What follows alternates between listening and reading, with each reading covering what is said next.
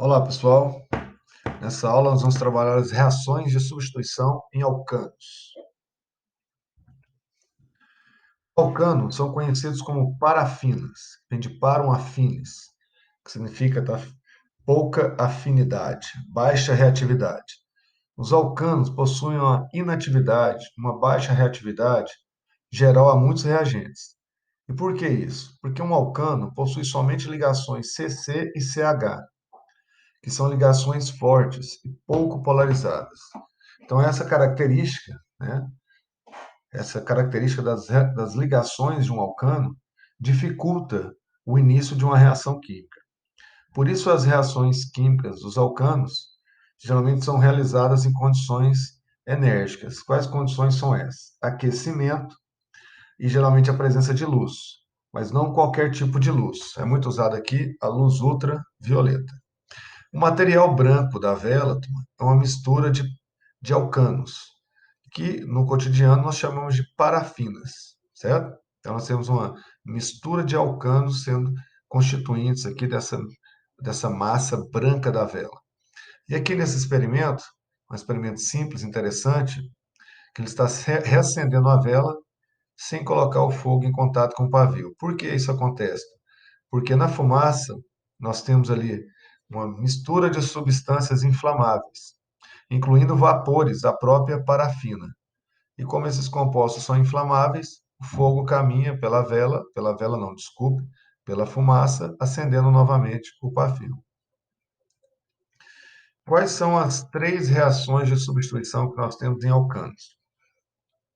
A primeira reação é a de um alcano com halogênio, como cloro, bromo, iodo. Essa reação substitui o hidrogênio pelo halogênio. O produto é um haleto de alquilo. É a halogenação. E a substituição, né, produz o haleto e, como subproduto, um hidrácido. A segunda reação é a nitração, reação com ácido nítrico, HNO3. Nessa reação, o hidrogênio é substituído pelo grupo nitro e o subproduto é a água. Então, nós temos como produto um nitro composto. E a terceira é a sulfonação, a reação com H2SO4, ácido sulfúrico. Nessa reação, o hidrogênio é substituído pelo grupo SO3H, formando um ácido sulfônico e o subproduto é a água. Então, na halogenação, o produto é um haleto, o subproduto é um hidrácido. Na nitração, o produto é um nitro composto, o subproduto é a água. E na sulfonação, o produto é um ácido sulfônico e o subproduto também é a água. Dessas três reações, qual realmente tem relevância para o Enem e demais vestibulares? A halogenação. A nitração e a sulfonação, elas possuem uma recorrência muito baixa nos exercícios em relação a alcanos. A nitração e a sulfonação, elas são importantes, mas em um outro capítulo, na reação em aromáticos. Por isso, nós vamos agora focar na halogenação.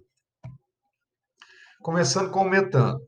O metano tem 4 hidrogênios, então nós podemos fazer essa reação 4 vezes. Basta ter cloro suficiente.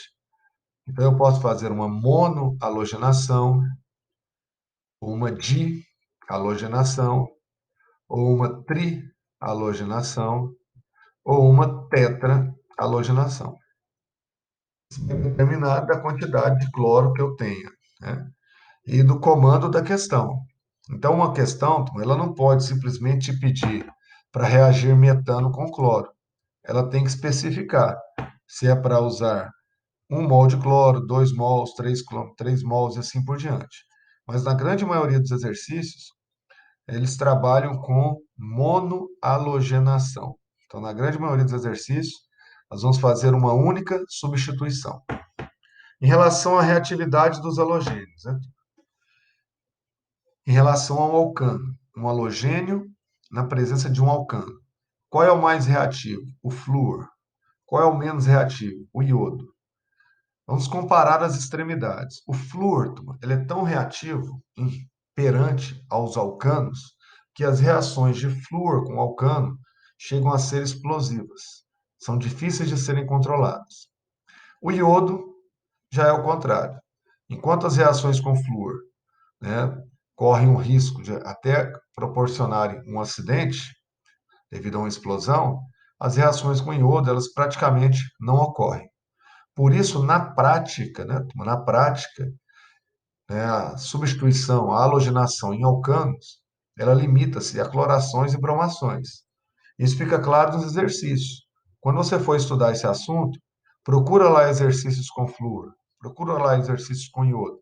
Vocês vão ter dificuldade de encontrar, porque na prática o que é viável é a cloração e a bromação. Tudo bem? E eu coloquei esse vídeo e essa imagem porque é importante saber alguns detalhes dos halogênios em relação ao estado físico e à cor. Em relação ao estado físico, né, turma? Flúor e cloro, que estão aqui nesses duas primeiras provetas, eles são gasosos. O flúor é um gás amarelo muito claro, parece até ser incolor, enquanto que o cloro é um gás amarelo esverdeado, certo? Então aqui flúor e aqui cloro. Ele vai aproximar aqui agora essas duas provetas e aí fica mais visível a diferença da coloração. O cloro é amarelo esverdeado. O bromo é um líquido castanho avermelhado, muito volátil. Então aqui essa parte, né? Essa parte aqui castanho avermelhado já é o bromo volatilizado.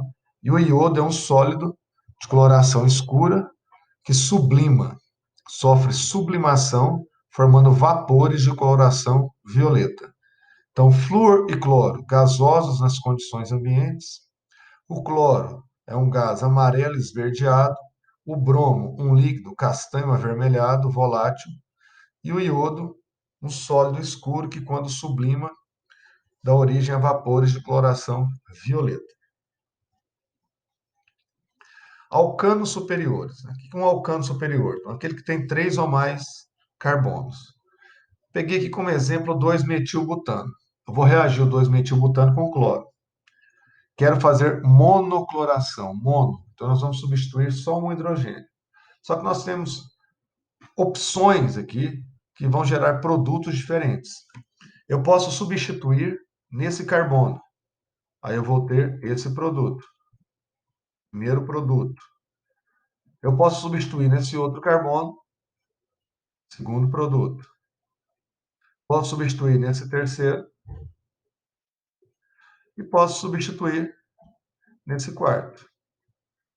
Então, essa reação, quando 2-metilbutano é colocado para reagir com cloro, no intuito de fazer monocloração, a reação vai gerar 4 produtos monoclorados diferentes, certo? Cuidado, aqui ó, acompanha o meu laser. Esses dois carbonos aqui são carbonos equivalentes. O que acontece muitas vezes nos exercícios? O aluno põe um cloro nesse carbono de cima, conta um produto. E põe um cloro nesse carbono de baixo e conta outro produto. Só que colocar o cloro nesse metil ou nesse metil, no final eu tenho o mesmo desenho, o mesmo produto. Basta dar o nome para ver que os nomes ficam iguais. Então, essa reação do 2-metilbutano com cloro pode formar 4 produtos monoclorados. Essa é uma primeira pergunta dos exercícios. Eles te dão um alcano, te pede para fazer uma monocloração e pergunta quantos produtos podem ser formados. Então, a resposta nesse caso, 4. Só que esses produtos, eles não são formados na mesma quantidade. Olha aí o rendimento. Esse é o rendimento dessa reação. Está vendo que tem um deles que foi favorecido, 35%. Esse que tem o maior rendimento é o produto principal. E essa é uma segunda pergunta que os exercícios podem te fazer. E qual é o produto principal? Então, como que nós descobrimos, né, na hora de resolver um exercício, ou num laboratório, na hora de fazer uma reação química como essa, como que nós podemos prever quem é o produto principal? Usando a diferença de reatividade dos hidrogênios. Os hidrogênios, eles não têm a mesma facilidade de substituição. O hidrogênio que mais facilmente é substituído é o terciário, depois o secundário, depois o primário. Então, quando um exercício te perguntar sobre o produto principal, você vai procurar um hidrogênio terciário, se não tiver um secundário, certo? O hidrogênio terciário, ele é 5 vezes mais reativo que o primário. E o hidrogênio secundário é 4 vezes mais reativo que o primário. Só que não precisa decorar isso. Não precisa memorizar essa relação. Eu coloquei aqui só para ter uma noção de quanto que um é mais reativo que o outro. O importante é saber quem é mais reativo e quem é menos reativo. E o bromo, ele é o halogênio mais seletivo, ele é que melhor escolhe o hidrogênio que será substituído. Nessa reação aqui, como exemplo, esse composto tem 10 hidrogênios. Desses hidrogênios, somente esse hidrogênio que eu vou circular é terciário. O que é o hidrogênio terciário? É o que está ligado a um carbono terciário. Os demais hidrogênios, né, que são todos equivalentes, né, esses hidrogênios aqui, que eu estou circulando em azul, todos eles são hidrogênios primários, porque eles estão ligados a um carbono primário. E eles são equivalentes, né? Qualquer um deles que eu substituir e colocar um cloro, eu tenho o mesmo produto. Então, nessa reação, eu tenho 9 hidrogênios primários, que podem dar o mesmo produto, e um hidrogênio terciário, que vai dar um segundo produto. Olha o rendimento da reação. Mesmo tendo só um terciário em meio a 9 primários, o bromo escolhe exatamente ele, praticamente 100%. Então, o bromo é muito seletivo. Olha o que acontece com o rendimento dessa reação quando eu trocar o bromo pelo cloro. Quando eu faço a troca do bromo pelo cloro, que é essa segunda reação aqui, olha o rendimento. Aonde era 99, caiu para 64. E aonde era 1%, subiu para 36. Ou seja, o cloro continuou atacando preferencialmente no hidrogênio terciário? Sim, mas ele já não foi tão seletivo. E como explicar isso? Reatividade. Quanto mais reativo é o halogênio, menos seletivo ele é. Esse é o grande problema das reações com flúor. O flúor, perante um alcano, ele é extremamente reativo. Então, ele nem respeita. Para o flúor, não interessa se o hidrogênio é primário, secundário, terciário. Ele sai atacando todos os hidrogênios.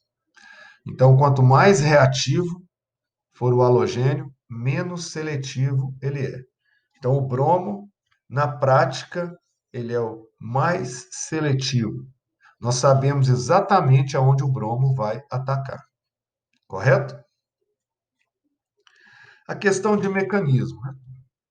Mecanismo é a descrição dos eventos que ocorrem em nível molecular quando nós temos a transformação de reagentes em produtos. Não é necessário decorar mecanismo. Eu estou mostrando aqui as etapas, eu vou comentar, mas você não tem que decorar isso. O importante aqui é o nome do mecanismo, é característica. Então, as reações aqui começam com a cisão homolítica da ligação cloro-cloro, ou bromo-bromo.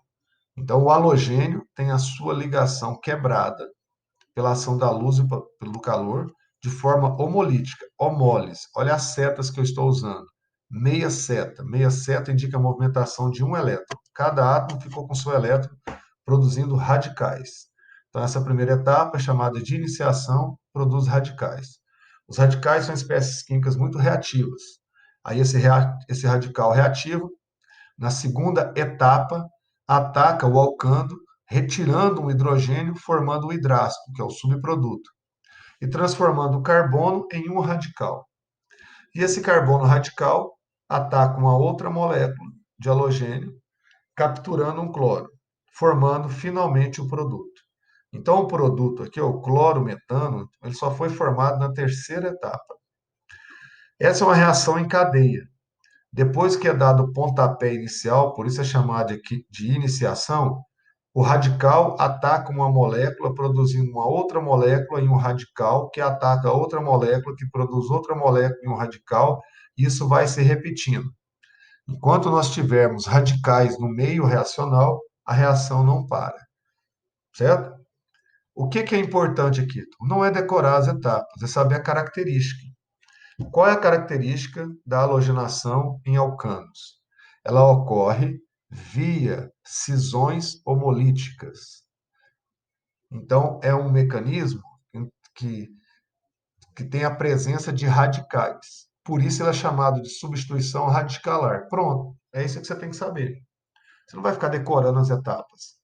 Você tem que saber que a substituição em alcanos é chamada de radicalar. Por quê? Porque no mecanismo tem a presença de radicais. Porque no mecanismo tem cisões homolíticas. Pronto. Agora, não perca seu tempo, não para ensino médio, decorando etapas de mecanismo. Tudo bem? Encerrando, um detalhe muito importante aqui. Pentano reagindo com cloro. Quantas posições diferentes eu posso colocar o cloro? 3 posições.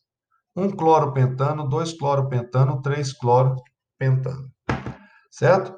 Se um exercício me pergunta quantos produtos monoclorados podem ser formados na reação do pentano com cloro, levando em consideração somente a isomeria plana, desconsiderando a isomeria óptica, qual que é a resposta? 3. Mas, se o exercício pedir para levar em consideração a isomeria óptica, aí nós temos um detalhe aqui. Um dos produtos tem carbono quiral. O que é o carbono quiral? É aquele carbono ligado a 4 grupos diferentes, certo? Sempre que um dos produtos formado apresentar carbono quiral, ele é obtido, na verdade, com uma mistura racêmica. Foi formado aqui metade de estrógeno, metade de levógeno. Então, na verdade, essa reação ela formou 4 produtos. Ela formou um cloropentano, o 2-cloropentano destrógeno e o 2-cloropentano levógeno e o 3-cloropentano. Esse detalhe só é levado em consideração se o exercício pedir, der algum comando para considerar também a isomeria óptica. Então, esse mesmo exercício aqui, sem considerar a isomeria óptica, a resposta é 3. Considerando a isomeria óptica, a resposta é 4. Eu coloquei aqui um exemplo da GV. Olha aí, a monocloração do composto orgânico de nome químico metilbutano pode gerar X compostos orgânicos diferentes. Considerando que os isômeros ópticos são distintos, X é igual a quanto? Então ele está perguntando: metilbutano reagiu com cloro. Quantos produtos diferentes podem ser formados? Mas ele pediu para considerar a isomeria óptica. Primeira coisa, desenhar o metilbutano e ver em quantas posições diferentes eu posso colocar o cloro, certo? Então, esse é o metilbutano. E eu posso colocar o cloro em 4 posições diferentes. Aí aqui já tem um distrator, né? Aí tem aluno que já marca a letra B. 4. A letra B seria o gabarito, levando em consideração somente a isomeria plana. Mas como ele pediu para levar em consideração também a isomeria óptica, todo produto aqui, todo desenho com carbono quiral tem que ser contado 2 vezes, porque foi formado o destrógeno e também o levógeno. Então, na verdade, foi formado esse primeiro produto, 1. Aqui, 2, que foi o destrógeno, o levógeno, 3, 4. Aqui, 5 e aqui, 6. Né? 1, 2, 3, 4, 5, 6. Esses com carbono quiral devem ser contados 2 vezes, porque eles foram obtidos na forma de mistura racêmica. Correto? Então, aqui nós encerramos nossa aula de substituição em alcanos. A próxima será de substituição em aromáticos. Um abraço a todos. Qualquer dúvida, me procure nas redes sociais.